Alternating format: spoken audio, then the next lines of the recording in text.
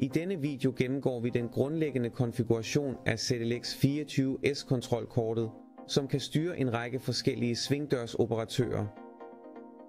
Konfigurationen er meget enkel ved hjælp af et menusystem, som du kan få adgang til ved at trykke på Enter. Det første punkt er konfiguration, og du kan bruge pilene til højre og venstre til at bevæge dig rundt i menuen.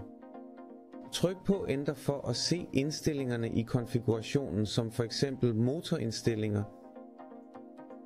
køreindstillinger, ledningssikkerhedsanordninger, kommandoindgange, funktioner, tidspunkter, hvor du kan ændre den automatiske lukning, styre adfærdsadvarselslamperne og fortsæt indtil du ser guiden, hvor den trin for trin guider dig gennem alle de grundlæggende konfigurationer for at få operatørerne til at fungere. Så tryk på Enter for at starte guiden, og du vil se, at det første trin er at vælge antallet af operatører, som du vil bruge. Kun M2 er, hvis du kun har én operatør tilsluttet, eller vælg M1 og M2, hvis du bruger 2 operatører. I mit tilfælde har jeg kun én operatør, så jeg vælger kun M2 og trykker Enter for at gå videre til næste trin. Nu spørger den efter motortypen. Vælg din operatør, som i mit tilfælde er Fernie, og tryk på Enter. I afsnittet om motorcheck kan du teste operatørerne ved at holde venstre pil nede for at åbne motor nummer 1, eller holde højre pil nede for at åbne motor nummer 2.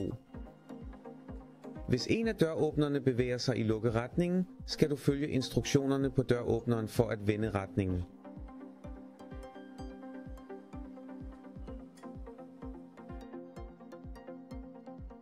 Derefter kan du vælge, hvordan sikkerhedsindgangen CX skal opføre sig, så den er forbundet med en kontakt, der normalt er lukket med pin 2, som er den fælles.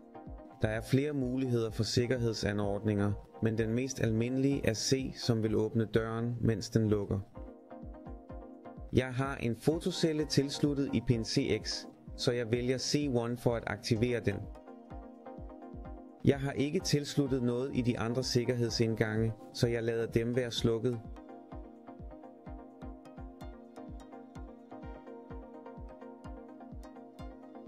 Nu kan du tilføje fjernbetjeninger, men sørg for at have AF-kortet installeret for at kunne modtage signalet. Tryk på Enter og vælg nu den kommando, du vil udføre med den fjernbetjeningsknap, du er ved at programmere.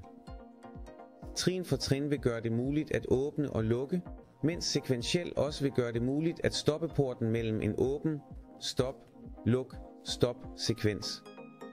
Der er andre muligheder, men i mit tilfælde vælger jeg sekventiel. Når du trykker på Enter, starter den indlæringsfunktionen, så tryk på knappen på fjernbetjeningen.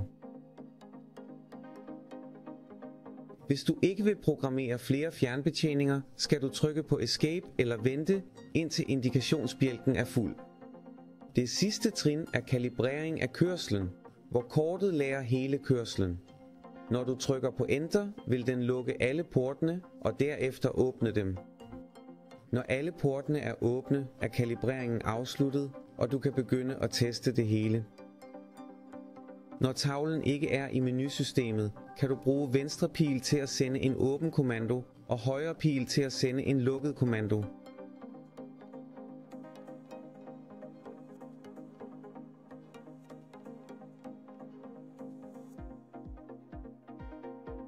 En ting du måske ønsker at gøre er at ændre den samlede hastighed. Det kan du gøre i konfiguration og køreindstillinger.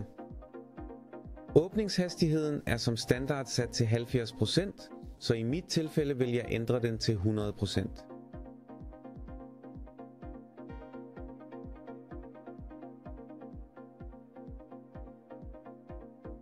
Det samme gælder for lukkehastigheden.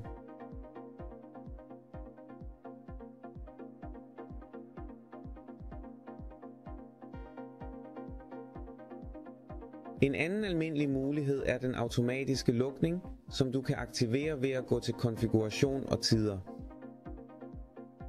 Tryk på Ændre for at redigere den automatiske lukning og vælg det antal sekunder porten skal være åben, før den lukker automatisk.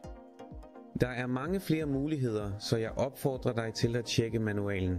Link i beskrivelsen. Jeg håber det var nyttigt, og tak fordi du valgte CAIM til din automatiseringsløsning.